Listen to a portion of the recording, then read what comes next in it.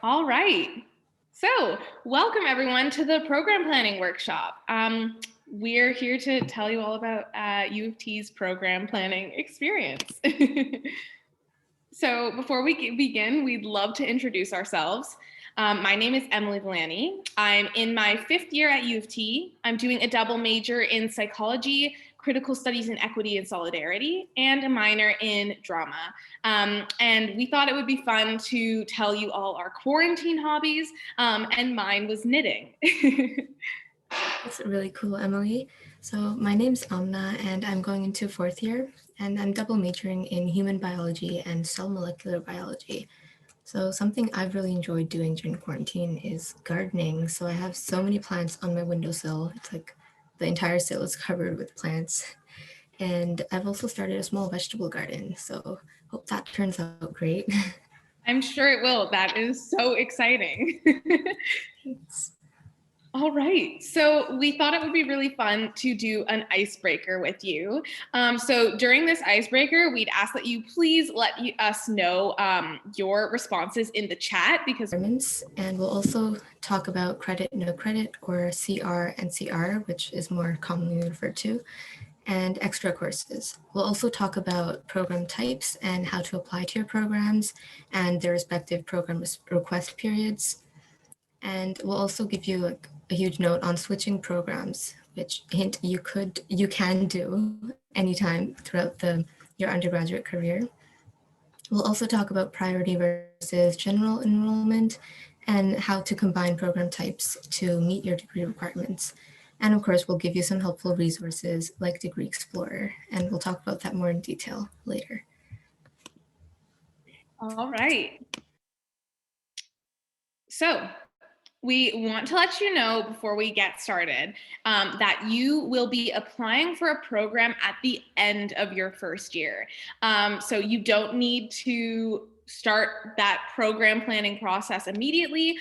You'll have time at the end of the year to kind of go through it all. But thank you for joining. Here's some great information that you can take into the year with you and keep in mind while you're planning your courses as well. All right, so let's get into some degree requirements. So these are the requirements for the Honors Bachelor of Arts and Honors Bachelor of Science degrees. So you must complete 20.0 full credit equivalents or FCEs with a mark of 50% or higher. So a full credit equivalent, also known as a full course equivalent, is like 1 full credit. So you'll notice that your courses either have a 0.5 or 1, which would be a full year course.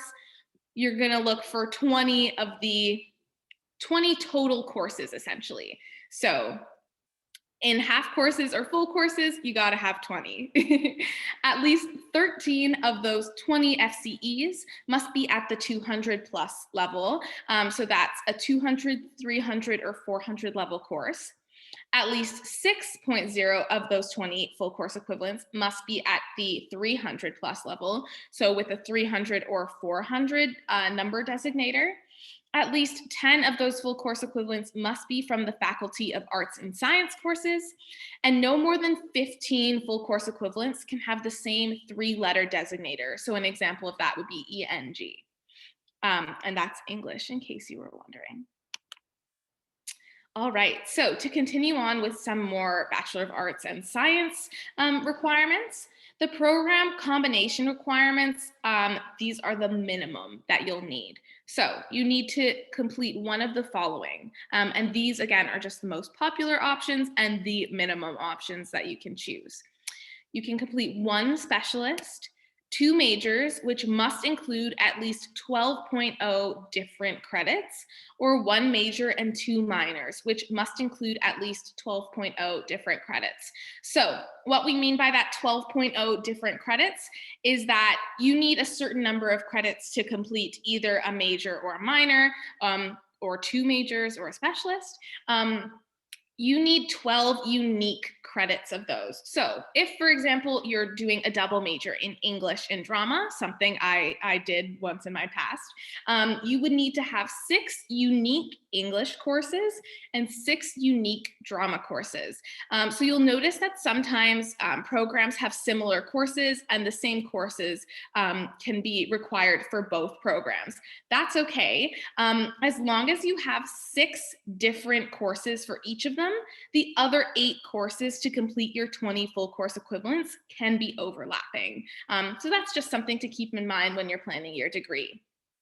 You also need to complete the arts and science breadth requirements. So this was discussed in detail at workshop number 2. And if you didn't get a chance to attend that, you can always find the video recording of that on our Quarkus page. You also need to obtain a CGPA of 1.85 or higher by the time of graduation. All right. So let's get into some degree requirements for the Bachelor of Commerce.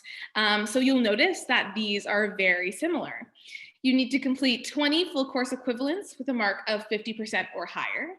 You need at least 13 out of 20 of those full course equivalents to be at the 200 plus level. At least 6 of those 20 full course equivalents must be at the 300 plus level. At least 10 of those full course equivalents must be from the Faculty of Arts and Science courses, and no more than 15 of those full course equivalents can have the same 3-letter designator, for example, ENG. So to continue on with the Bachelor of Commerce requirements, here are some of the minimum program combination requirements. You must complete one of the following. Again, these are a minimum requirement: a specialist in accounting, a specialist in finance and economics, and a specialist in management. You also need to complete the arts and science breadth requirements, which again were discussed in detail at workshop number 2. And you must obtain a CGPA of 1.85 or higher by the time of graduation.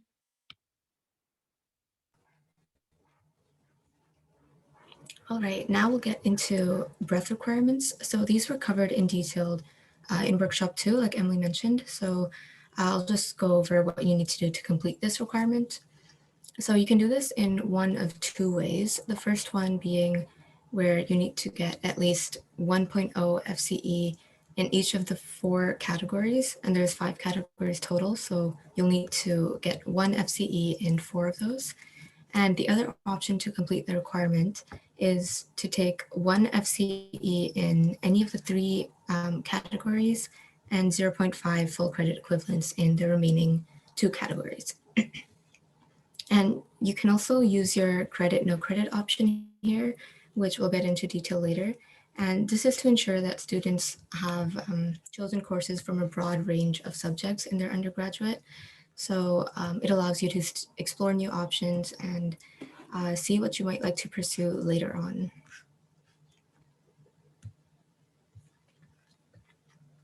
So now we'll talk about CR and CR, which is also known as credit, no credit.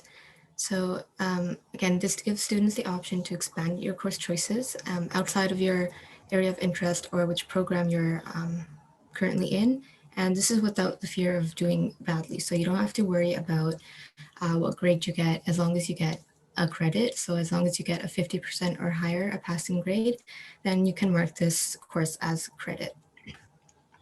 And these grades will not be displayed on your transcript. They won't affect your GPA, so you don't have to worry about that. They could count towards your degree and requirements, but they cannot be used to satisfy any program requirements. So if your program requires you to take a specific course, you have to take that course and get a passing grade on it the normal way. So you can't use the CR and CR option on these courses.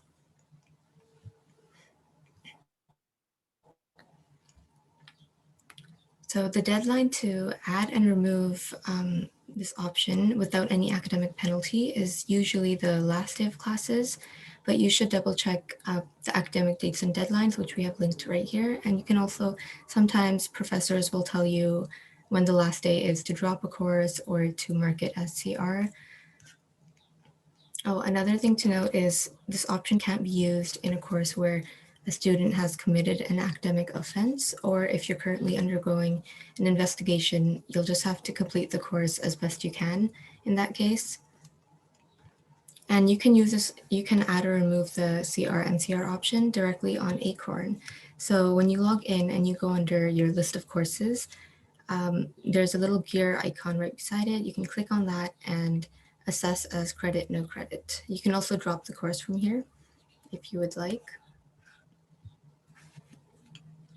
All right, so extra courses. These are also called EXT courses, and sometimes they can be transfer credits, and you must obtain a credit of at least 50% or higher, or just the course can be marked as CR for it to be counted as an extra course. And these don't count towards the 20 full credit equivalents that are required for graduation. They also don't affect your GPA, but they are there so they can count towards a program or breadth requirements if needed. And typically, this university doesn't allow you to repeat past courses unless it's for a certain reason, so an exception such as if you're trying to reach a minimum grade requirement for a program entry, or if you need a minimum grade on a prerequisite to take another course, then sometimes the university will allow you to repeat that course that you have previously passed. And you can also ask your registrar about this for details. And there's also, we've provided links at the bottom of each slide for more information on any of these topics. Great, thank you so much, Amina. So now we're going to get into a discussion of program types. So there are two types of programs within the Faculty of Arts and Science that we'll be talking about today. Important disclaimer that we wanted to note is that enrollment portals or certain program types may change as you move through university. So a personal anecdote is that the program types that we're talking about today are called completely different things than when I was entering first year. So please know that the registrar is going to be leading enrollment workshops in 2022 so that you'll have the most up-to-date version of what you'll need to know for when you're enrolling in a program. But for now, there are two types of programs, and the first one we're going to discuss is open programs. Open programs do not require specific courses for enrollment, but you do need to have 4.0 FCEs completed, which should be a simple enough task, and you should have that done by the end of your first year, just naturally based on the courses that you'll be taking. So please know that no application is required for open programs. Direct enrollment happens through Acorn. So as soon as you click enroll, you'll be enrolled in it without needing to submit any type of application.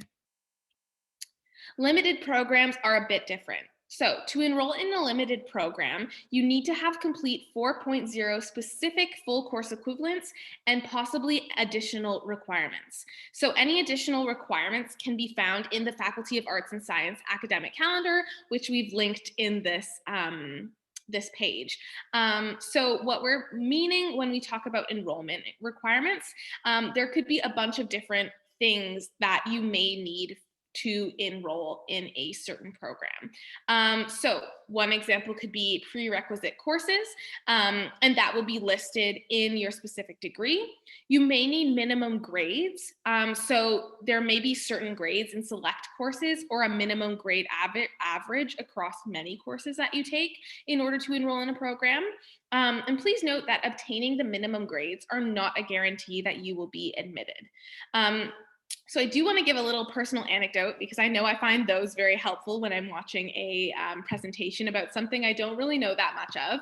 I recently enrolled in the psychology program, and this is a limited program. So what that meant is I needed to complete a very specific set of courses, which included but was not limited to Psych 100 and Psych 201, which is a statistics course, and a grade average was required, and the minimum grade average, I believe, was an 80%. And they do make a note when you're enrolling and on the Faculty of Arts and Science calendar that even though you achieve that 80% that you need, that doesn't necessarily guarantee that you will be getting into the program. So a good note to make is that even if you may not get into the program of choice, you can always enroll in an open program just in case that you don't make it into that limited program. But I'll touch a bit more on that later. Finally, there may be special requirements that you need for a limited program. So some programs may require a supplementary application, such as an essay or audition. I know that when I was entering into the drama stream, I needed to do an audition in order to be able to get into the drama major. All right, so how to apply to your programs. The application is fairly simple. Like Emily mentioned, they're the same for both open and limited programs. So you can go to the Faculty of Arts and Science calendar, which we've linked right over here, and you search for the program you're interested in, and you can also note the program code that's listed next to it, or just write down the program name. And once you log into Acorn, under academics, under the enroll and manage section, you'll click on programs, and we'll show you all the details of this in the next slides.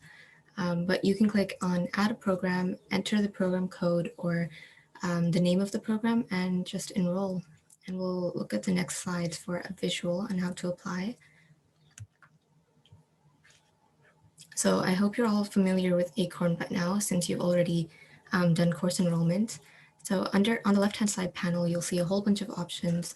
Under academics, you'll click on enroll and manage, click on the little drop-down arrow, and click on programs. This will take you to the programs, next slide, programs page, sorry. And here you can search for the program by code or by title if you know the exact name. Sorry, it was my window. So right here I have written ASMAJ20. So this is the beginning of a code for a whole bunch of courses. As you can see, they've listed them here. And if I want to enroll in the human biology major, I'll click on this one and click on enroll in the next slide. So since this is an open course, open program enrollment, as soon as you click enroll, you'll be, it's auto approved, so you'll automatically be enrolled. There's no further steps that you need to take. So there's no applications or anything. It'll just be listed as you enrolled into the program. So for program request periods, they're slightly different. There's a variation in them. So for open programs, the current period is from March 1st to September 22nd. And keep in mind that this is this year's dates, so 2021. The dates for next year may be slightly different, and we encourage you to search them up as early as you can. So I believe they'll be out early next year, and you'll also have registrar workshops, which will give you all the details on how to apply. So for limited programs, there's 2 enrollment periods, and some limited programs only accept applications in the first period, while others may accept them in both periods. And you can check the program list again to see what time certain programs are accepting applications and when you can send yours in. So once again, you need to check your dates for next year. The exact dates might vary slightly year to year, so be sure to check that out. So for limited programs, they have 2 request periods. The first one is from March 1st to April 30th for this year. And this is if you expect to complete a prerequisite course in the regular fall-winter semester, and you can enroll by July 9th for this option. And the second request period is for students who don't have a prerequisite yet, and they're taking it in the summer course, and they expect to complete the prerequisite then you can apply to this program from July 10th to August 24th and enroll by September 22nd. So we've also linked some dates for next year if you, so you guys should check that out and see when it's updated. All right, thank you so much, Amma. So now we're going to talk about switching programs. And it's very, very important for you to know that you are never locked into a program.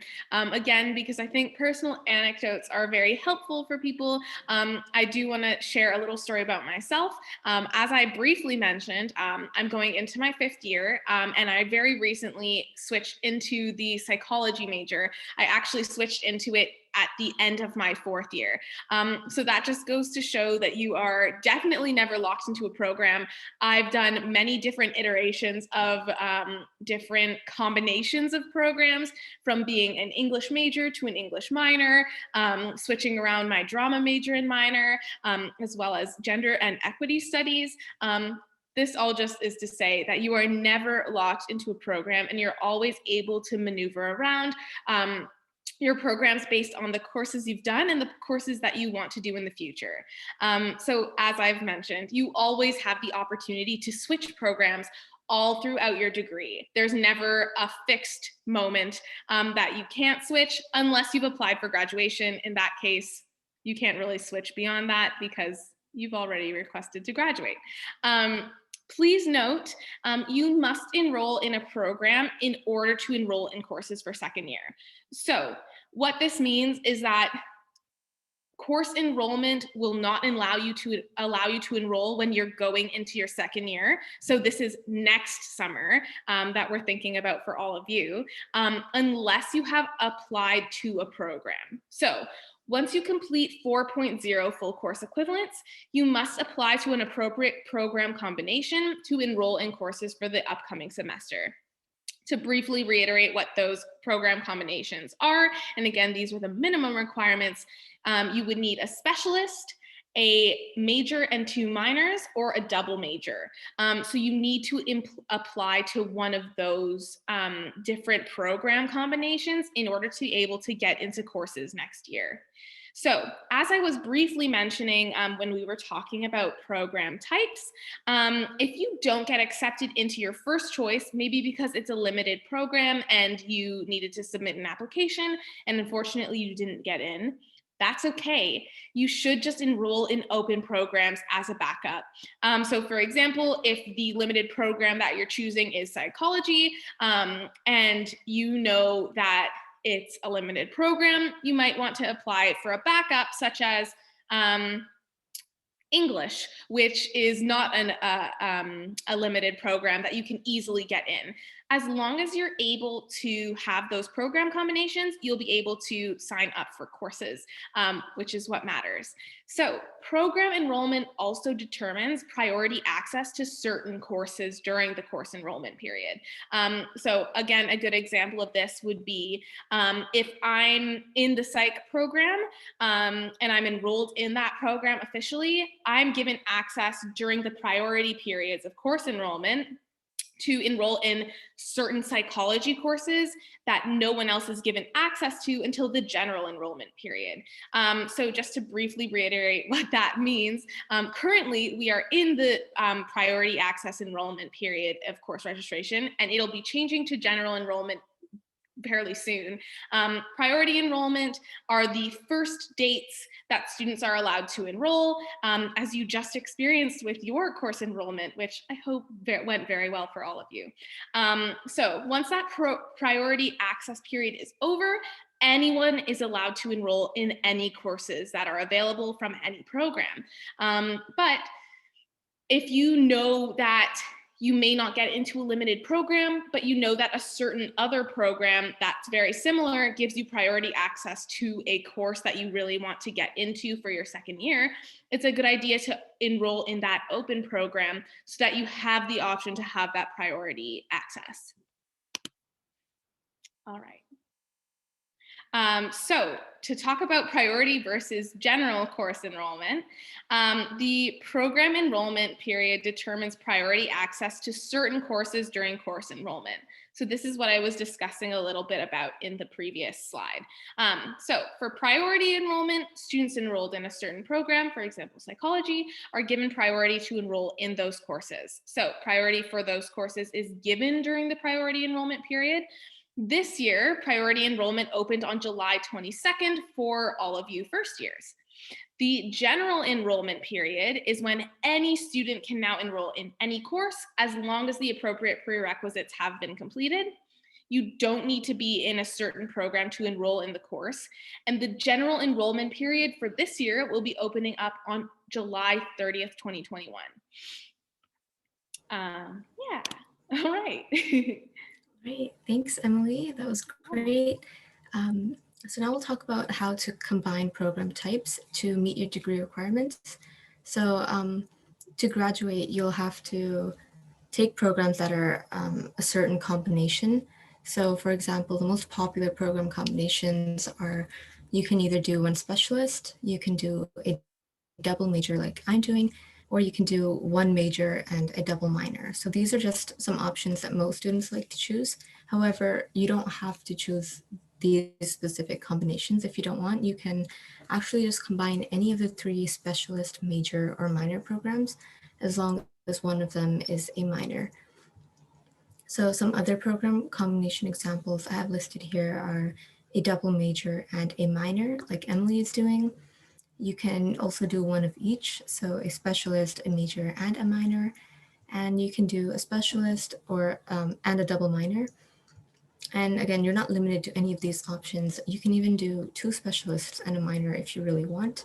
So just choose whatever you're most comfortable with, whatever you want to pursue.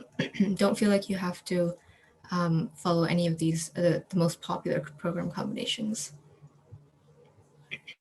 So I'll go into more detail into what each of the three are. So for the specialist program, you'll need to have a sequence of between 10.0 and 14 FCE or full credit equivalents in one or more disciplines. So this has to include at least 4.0 FCEs from the 300 plus level. So this can be 300 or 400 level courses. And you'll have to have at least 1.0 FCE at the 400 level. So for a major program, you'll need to have a sequence of between 6.0 and 8.0 FCEs in one or more disciplines, and at least two of those have to be from the 300 plus level and 0.5 at the 400 level courses. So for a minor program, you just need to have completed 4.0 FCEs in one or more disciplines, and this has to include at least 1.0 FCE at the 300 plus level. And one thing to note is you need 12.0 FCEs to be unique, so they can't overlap across your different programs. So sorry for the PowerPoint glitch there. Oh, no worries. All right. All right, so this next slide, this is my favorite because it's planning out your degree. So one really cool tool that we have listed here, and it's available to all students, is Degree Explorer, and this helps you keep track for graduation. So it'll tell you which requirements of yours are complete, which ones are pending, and which ones you have yet to complete. And you also have the option to create multiple backup plans, which I highly suggest doing because usually your first plan may not always work out the way you want to. So some, some courses might not be available at a certain time, or you might not have access to that program. So creating multiple backup plans is definitely a good idea. And you can do that through Degree Explorer. So we have a mini tutorial right here on Degree Explorer that our wonderful marshals have created. So thank you for that. It shows you how to use it, all the details, everything you need to know about Degree Explorer, basically. So down here, I have added a screenshot of my degree. So for example, I've started in fall 2018. It shows you my estimated progress. So I'm almost complete. And if you click on show details, it'll drop down. It'll show you all the details that like all the program requirements and your degree requirements that you've completed, which ones you need to complete and which ones you're currently completing. One thing to note is if you take a course that you normally can't, like normally it's not used for a certain program requirement, but you've obtained approval from the department. So for example, if it might allow you to take STA, or which is a statistics course, 220 instead of 288, you can ask your department, and if you have approval, then you're allowed to take that course for your program requirement. However, Degree Explorer will still say that that certain requirement is incomplete because it doesn't track departmental requirements or departmental approval. So just keep that in mind and just make a note of it somewhere so you don't forget that you have taken a certain course that you have approval for. All right, so here are some additional resources that you can use as you're planning your degree. First is the Sydney Smith Commons Program Toolkit. This includes discussions of programs and program exploration, application processes, important dates, and a lot more. It's a great resource that we highly recommend you check out. The SMC 101 Corcus course is also a wonderful course that you should check out. First year students are automatically enrolled in this course, and there are lots of tips for adapting to university life and more student resources that you can find there. And finally, the SMC Office of the Registrar is always available to you, and we cannot recommend that enough. They are such wonderful people with lots of wonderful resources to help you with planning your courses, your degree, and much more. And this is a very brief summary of the resources that we listed today throughout the entirety of this presentation. And you can always access this PowerPoint via the Quarkus course so that you can easily access these links. All right, so thank you all very much for listening to and joining us in this presentation. We're now going to open the floor to some of the questions that you may have added in our question form. Yes, thank you so much for that lovely presentation. Now I'll move into Q&A. So we have a few great questions in the form here. The first one is, do we need to complete the distribution requirements as well, like 1 credit from humanities, social sciences, and sciences? Amna, sorry, did you, I saw that you made Yeah, me sure. sure. Okay. So yes, you do need to complete those requirements. It's something that's required for graduating. So what some students like to do is they'll complete them all in their first year or their second years, and they'll just get them out of the way. So they can have their upper years for their focused courses for their program. So yeah, that's also what I did. I completed them in my first year, which gives you a lot of options because you can take pretty much any course, any open courses in first year, and a lot of those were from various from different breadth requirements. I hope that makes sense. Yes. Perfect. The next question we'll jump to here is, it's one from a chat actually. It says, for now, is our best bet to enroll in courses that will allow us access to a future major/minor program at the end of our first year? I can take this one. Thank you so much for your question. So a good idea is that if you know that you have a future major or a minor that you want to enroll in at the end of first year, I would absolutely recommend taking that course that's required.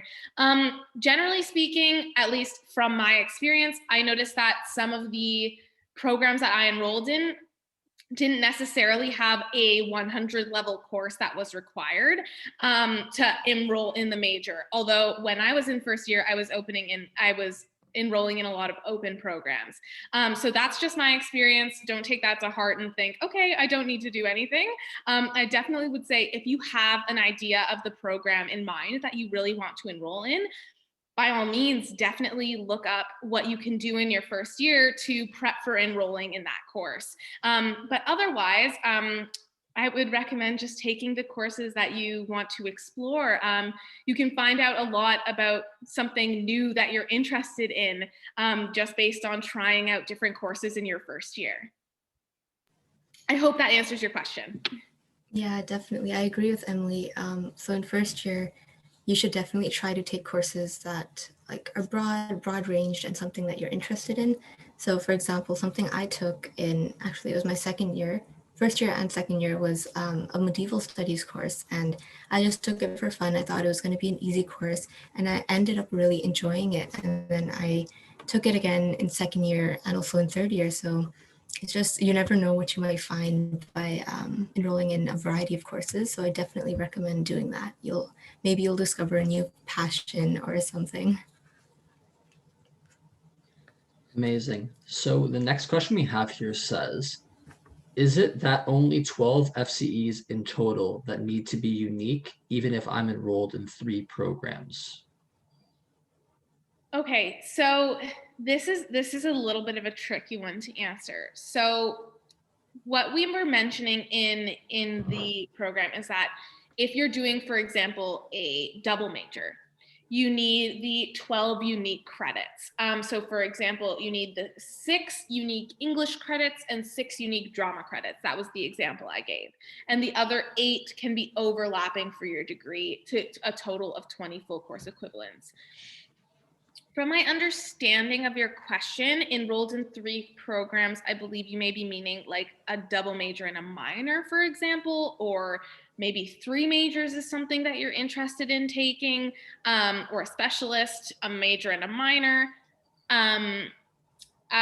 In that case, that's a very specific instance, and I would refer you to a registrar to ensure that you have the appropriate requirements. And the reason I say this is that because that would be a very interesting and unique case where we necessarily wouldn't be able to have the exact right answer for you, especially depending on the different majors and minors that you're taking. For example, you could be taking 3 completely different majors and minors and specialists, and this would maybe not be a problem. So I would definitely say check in with your registrar if that happens to be something that you're planning on doing, and make sure with Degree Explorer and your registrar and any other academic resources that you have the right requirements you need to graduate.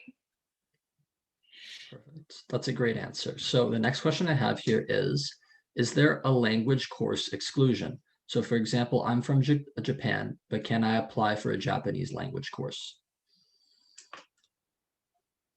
I'm not too sure about this one. Emily, do you have any ideas? I think we have Sienna. I was going to say, I think Sienna knows. Sienna. Yes, so basically I checked it up for her. Usually in language courses, whether it's Japanese, Chinese, French, etc., there are placement tests for every language to assess what your level is. So you can place into a higher level class if you already have some grasp of the language. It's also my understanding that students who have knowledge of the language because they speak it at home, there is usually a special course or a special track for you. So all you have to do is Google the language that you're looking for in UofT. This is the website for the Japanese program, but you can register for a placement test / interviews, and they will ensure that you get into the right level course for where you're at, if that makes sense. Thanks, Sienna. And I think Kiara also may have a point to add on this. Yeah, also if you take 3 full year credits in any language, you get a language distinction on your transcript when you graduate, as long as it's not a minor. So for example, I took 2 languages in my degree. I took Italian and I took Mohawk, which is an indigenous language, but I only got a language distinction for Mohawk because my minor is Italian. Thank you so much for that information, Kiara, and I hope that answers your question.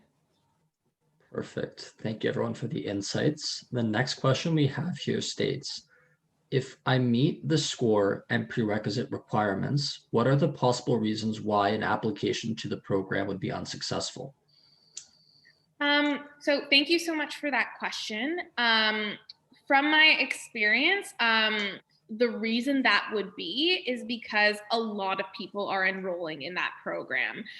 So for example, it may be a super popular program that sees a large influx of people enrolling into it, and maybe just meeting that, for example, 80% requirement and completing those requirements isn't enough because a lot of the people who are enrolling are coming in with a higher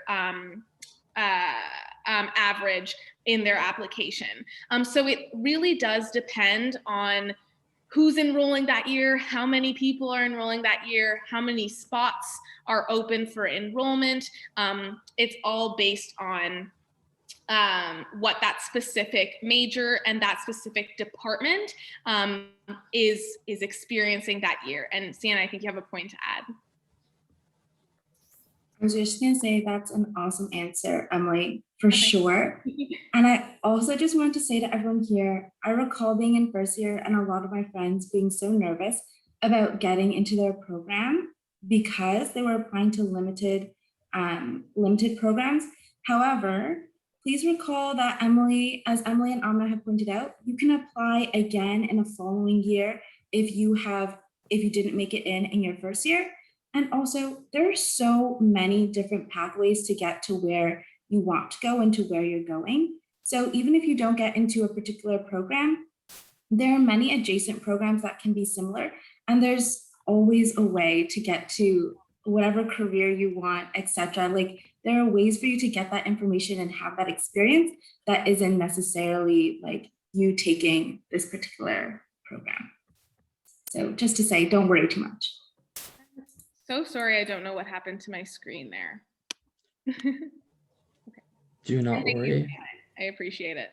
I'm going to move us on to the next question here. So the question states, can you enroll in second-year courses in first year if you do not need a prerequisite and are trying to fill a breadth requirement?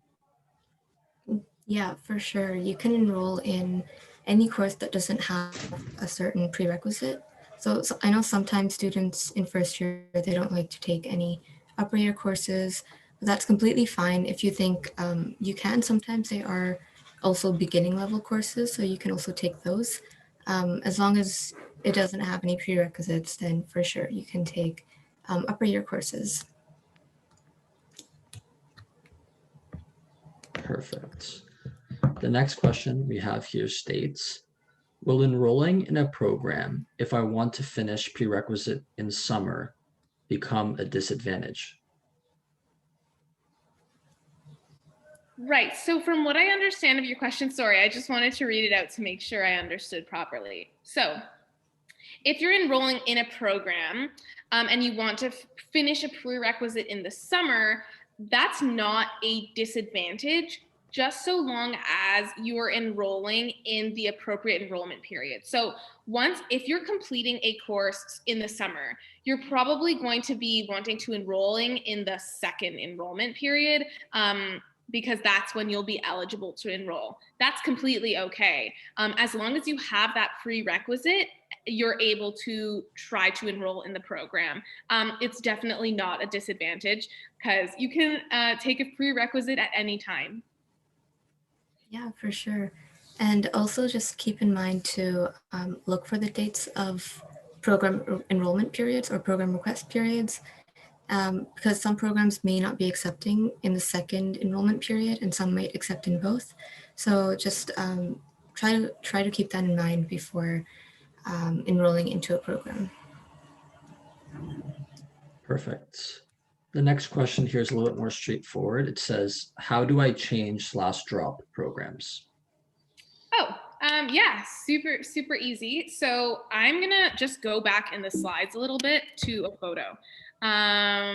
So sorry, 1 second, because I think it'll be easier to explain with the picture. Okay, so once you're kind of on, let's say you've enrolled in your program here, and you've clicked the enroll button, you're enrolled in a program. What you'll see is, I'm actually not sure if these photos are actually gonna help. I thought maybe they would. But what you would see is that you're enrolled in the program. All you have to do on that program page is click a little button. I believe it says unenroll, and just unenroll in the course. It's a super simple process, and you do it on your Acorn account within the programs section. Mm-hmm. It's very similar to dropping a course. So under course list, you have the option to drop the course. If you go under programs, it'll also list all your programs and you can edit them over there. So if you click on the gear icon, it'll ask you if you want to drop a program, and you can do that from there. Sorry again, friends, I'm just gonna click back to the question page. So this might be a little disorienting. Don't worry. Okay. Great. So I have one last question here. And then afterwards, if anyone else has any final questions, please put them in the form or the chat so we can answer them before we wrap up. But the question is, who can I speak to if I'm considering switching programs and need help planning out the next few years? Yeah, I would definitely recommend speaking to your registrar. The SMC registrar system is wonderful, and there are so many people there who are really experienced and can really help you. You can book an appointment with them, sit down and discuss creating a plan with them. I know I've done that several times, and they're always so encouraging and willing to help in any way that they can. And I've definitely left feeling much more relaxed and comfortable and with a plan going forward. So I would definitely recommend, going to your registrar. But Amna, do you have any more resources you want to share? No, I was just thinking about the registrar as well. They're there to help you. They want to help you. So don't feel hesitant to just email them, ask a quick question, and they will like make you feel so easy, and they will just help you out in any way you can. And like Emily said, you'll feel a lot better after you have gone to your appointment. Awesome. There's one more question from the chat here, and it says, do you recommend enrolling in 6 courses per semester? Sure. So I would say to your question, honestly, it's completely up to you and how you handle your academics.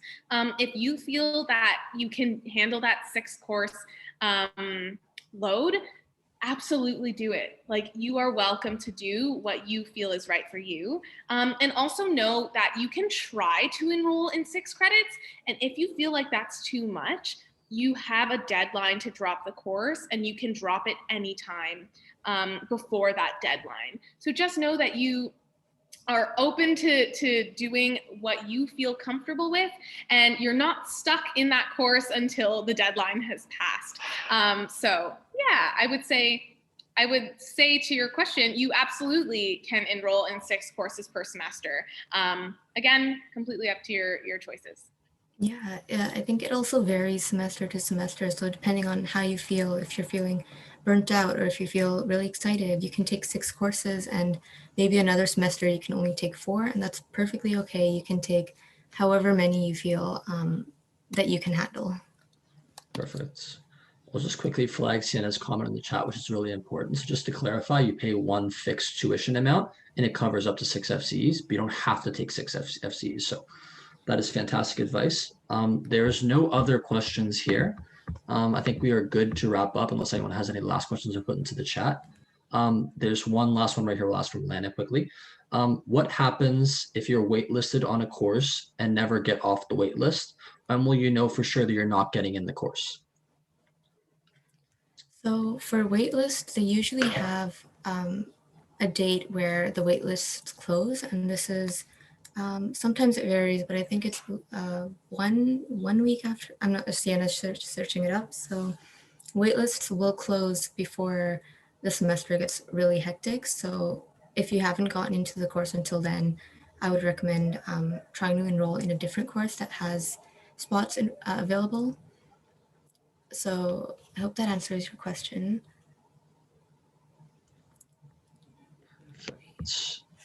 And then it seems that we have one kind of follow-up from Juliet. Okay, it looks like Sienna's taking care of it in the chat.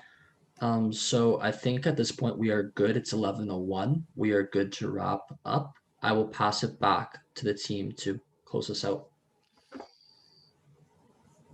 Great. All right. So thank you so much for all of your questions.